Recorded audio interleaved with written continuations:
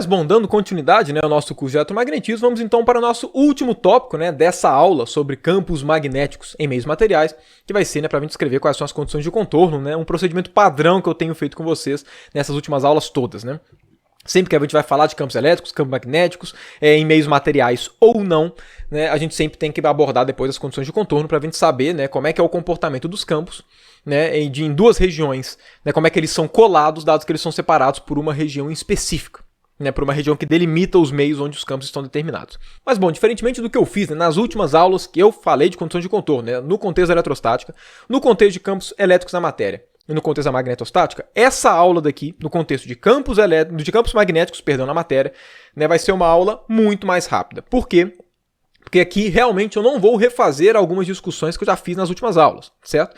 Não faz sentido eu ficar, né, em aulas diferentes do mesmo curso, né, que está tudo no meu canal, não faz sentido eu fazer a mesma discussão, certo? Senão eu acabo, né, enfim, senão eu perco tempo com isso e vocês perdem o seu tempo, né, podendo dar continuidade ao curso e ver para ver realmente coisas novas. Então aqui, na verdade, né, das condições de contorno que falta a gente abordar aqui, só tem uma realmente que eu vou fazer, né, num nível de detalhe semelhante ao que eu fiz nos últimos vídeos, mas as outras condições de contorno que forem semelhantes, eu vou simplesmente utilizar, né, as discussões que nós já tivemos nas últimas aulas, né? Então vamos lá, na prática, nesse nosso contexto, campos magnéticos na matéria, quais são os campos que a gente trabalhou? Basicamente, o campo H e o campo B, ok? Então, campo magnético e campo H são os campos desse nosso contexto, então a gente precisa das condições de contorno para esses campos, ok? Considerando que nós estamos trabalhando ainda no regime da magnetostática, certo? Que a gente falou aqui, compreende a magnetostática, né?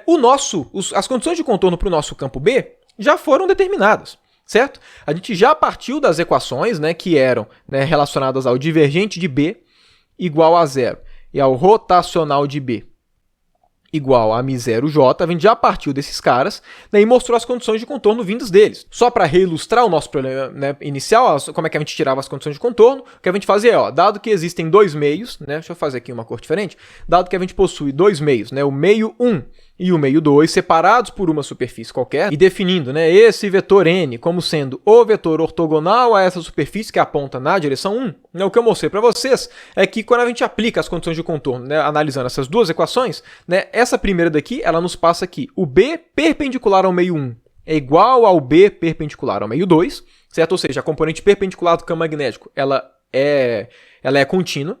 E nesse caso daqui, né, não sei se vocês se recordam, mas o que a gente obteve foi o B, né, o vetor B paralelo ao meio 1 e menos o vetor B paralelo, né, no meio 2. Esse cara daqui era igual a K produto vetorial com N, sendo que esse cara é este N daqui. Na verdade, também tem um μ0 aqui multiplicando que eu já ia me esquecendo. Então, a gente chegou nessas duas condições de contorno. Ok? Obviamente, elas continuam sendo válidas, ok? Afinal de contas, a gente está no contexto da magnetostática, então, obviamente, né, as condições de contorno para o campo magnético continuam sendo válidas, né? Até porque, quando a gente chegou naquela expressão, né, do A em termos, né, do JM, em termos do KM, né, em termos das correntes de magnetização, aquelas expressões eram expressões do regime da magnetostática. E aí, claro, esse K ele envolve tanto o K livre quanto o K de magnetização, ok? Mas as condições de contorno são iguais. Nesse sentido, a gente só precisa pegar as condições de contorno para o campo H, ok? E aí, quais são as equações, né, do campo H? As equações do campo H são, primeiro, né, divergência, né? Divergente de H é igual a menos divergente de M e rotacional de H é igual a J livre, ok? Então, esses caras aqui eram as nossas equações, né? E se vocês, né, enfim, analisarem aqui, né, não precisa, né, de uma análise nem muito profunda, vocês vão ver que essa expressão, né, é exatamente igual a essa. O rotacional dos dois é exatamente igual, a expressão é idêntica. O que que modifica? Modifica que a gente está trocando H por B, certo? E que a gente está trocando JL por μ0J. O que que significa? Significa que as condições de contorno relacionadas a essa equação são iguais às condições de contorno relacionadas a essa equação com essa alteração daqui. Então não faz sentido eu refazer aquela discussão de condições de contorno, fazer toda, né, pega o caminhozinho, tende o caminho a zero. Não faz sentido eu refazer aquelas discussões todas, sendo que as discussões, né, são idênticas, né, realmente só muda o nome desses caras. Nesse sentido daqui, né, como são somente essas alterações que são feitas, esse cara daqui nos passa qual condição de contorno? Ele vai passar para a gente aqui, H paralelo ao meio 1 menos H paralelo ao meio 2 é igual ao K livre produto vetorial com esse N chapéu, certo? Só fazer a correspondência aqui, as equações são as mesmas, obviamente, a condição de contorno vai ser a mesma. Então, já obtivemos aqui, né, nossa primeira parte das condições de contorno para o H. Então, olha só, né, os campos, nesse nosso contexto, são os campos B e o campo H. Né? As condições de contorno para o campo B a gente já sabe, que é da magnetostática. A do H a gente já sabe da componente paralela. Qual que falta agora, então? Falta a condição de contorno, né, que fala para a gente se a componente perpendicular do H ela é contínua ou não. E aí, claro, a gente tem que usar essa expressão daqui, né, da divergência de H. Então, esse daqui vai ser, essa daqui vai ser a única condição de contorno que eu vou obter com um certo detalhe semelhante ao que eu fiz com vocês. Né? Aqui eu vou refazer a construção, né, mais porque eu sou simpático, né? E aí, enfim, vamos ver como é que fica, né, a nossa condição de contorno aqui. Dado que nós temos um meio 1 e um meio 2 separados por uma superfície com um vetor normal N apontando para a superfície 1, como é que a gente faz para obter essa condição, a condição de contorno associada a essa expressão? Primeira coisa, a gente tem que colocar isso na forma integral, certo? A gente sempre pega exatamente essas condições de contorno via formulação integral das equações. Né? Aqui, o que você faz? Integra em um volume arbitrário em ambos os lados e usa o teorema de Gauss. Aqui eu já vou colocar o resultado direto, né? A gente já fez tanto isso ao longo do curso, que eu acho que deve ser claro para todo mundo, que essa equação daqui, né, ela acaba resultando o quê?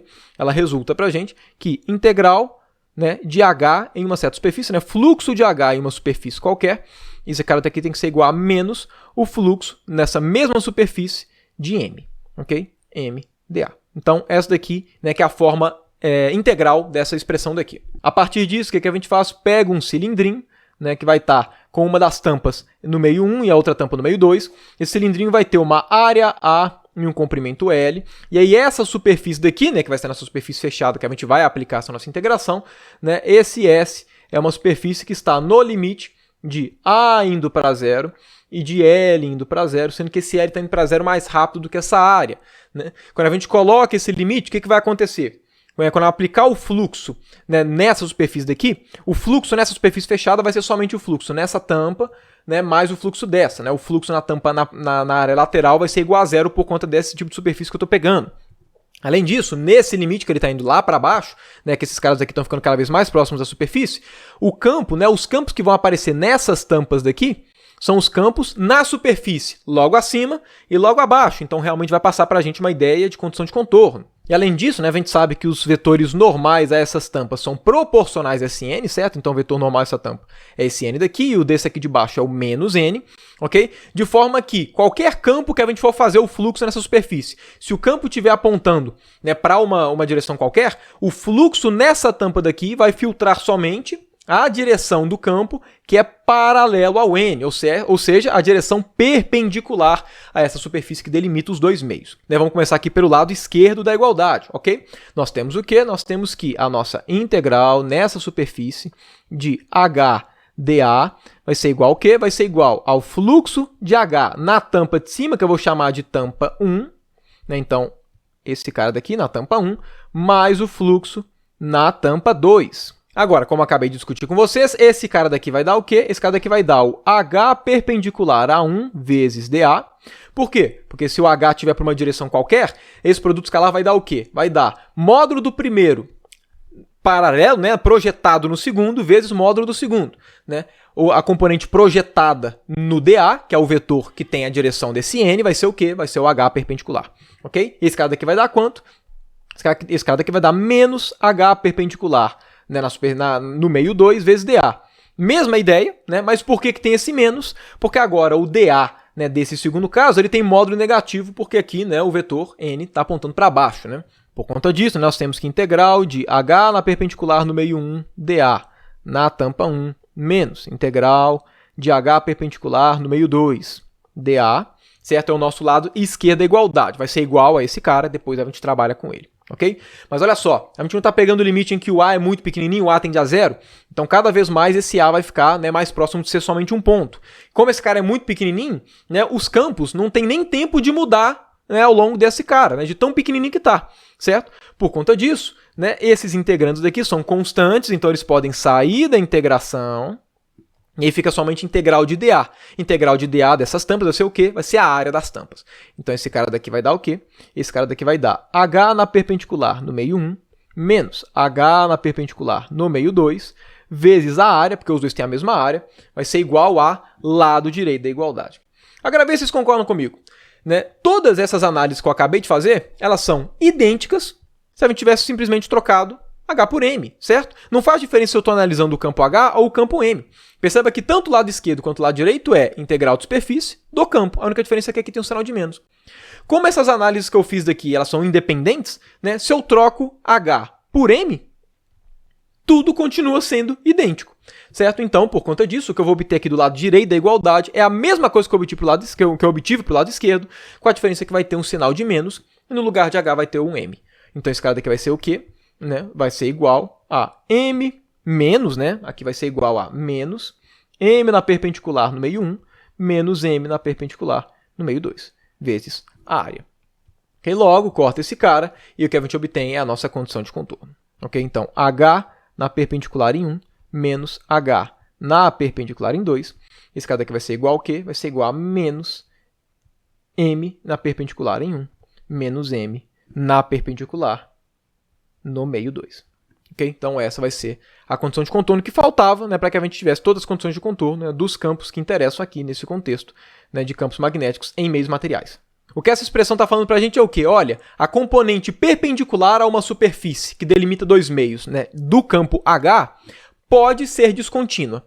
Quando ela é descontínua? Quando a magnetização é descontínua. Okay? Então, se a magnetização for descontínua, né, a componente perpendicular da magnetização, né, isso é importante, né, quando a componente perpendicular da magnetização for descontínua, então necessariamente, né, a componente perpendicular, né, do H também vai ser descontínua. Mas bom, dado essa condição de contorno, junto com essa e as duas que a gente já tinha chegado, né, no contexto da magnetostática, né, encerramos então aqui, né, a nossa aula, né, nossa 7ª aula de campos magnéticos em meios materiais, né, espero que tenha ficado claro todo esse desenrolar, ok? E mostrado, né, espero que tenha ficado claro também que tudo é uma grande reciclagem, né, do que a gente foi construindo ao longo do curso, mas enfim, né, encerrada essa aula, agora a gente vai para a nossa 8ª aula, né, que agora sim é para um público tanto de Física 3 quanto de Eletro 1, que é a aula de indução eletromagnética, né, Lei de Faraday.